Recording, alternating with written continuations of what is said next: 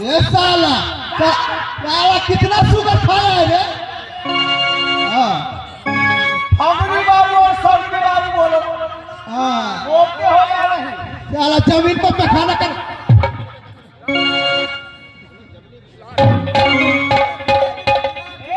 हाँ हाँ साला जमीन पर नहीं बोलूंगा तो तुम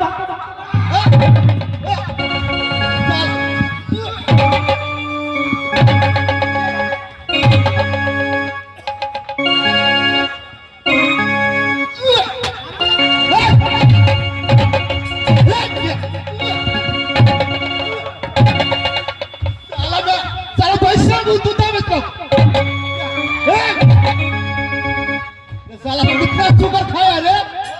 साला दिएगो और सोफिया कितना?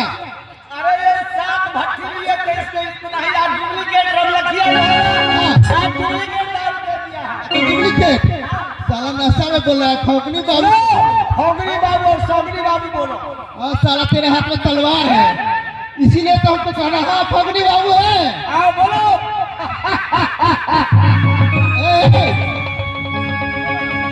तुम्हारा काम चालू है कि बंद है? अरे मेरा काम भगवती हरमत चालू रखती है। सुनो नगर महोबा जाना होगा महाराज उदय चंद के यहाँ। नगर महोबा किसके यहाँ? महाराज उदय चंद हुडल। ये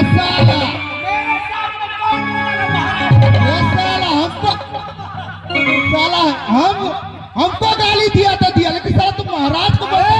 साला मैं खुद महाराज हूँ। साला कहता कौन उदल? साला उदल है हमारे जिसके राज में तुम बस रहे हो।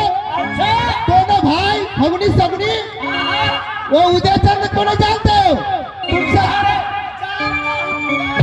हाँ तुमसे ज्यादा डबल नशा खाने वाला है। थोड़ी हूँ मैं। हाँ चलो तुम्हें वहाँ पे शिकार मिलेगा। क्या मिलेगा? शिकार कत्ल करने वाला। बिहार के साला ने कत्ल करने वाला। वहाँ चलो ना हम थोड़ा हम जिंदा। हाँ मोहब्बा में चलो चलो। हाँ पैसा मिलेगा। पैसा से पूरा भर देगा। अरे कितना पियोगे? अरे 14 भट्टी लिख देंगे। हाँ सब कुछ चलो।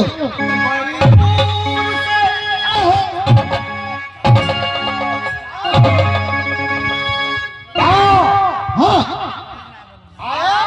जी महाराज वो तो आया है। वो तो नशा मचूर है बहुत गाली दे रहा था हमको। कौन है रे तू? मिलन बाबू। हाँ तुम नहीं समझते हो उससे कोई गलती नहीं है। गलती उसकी है जो उसके अंदर में दारू पड़ी हुई है। जी उनकी गलती है। जी महाराज। चलो हार हार जी हाँ चल करेंगे उसे। भगनिया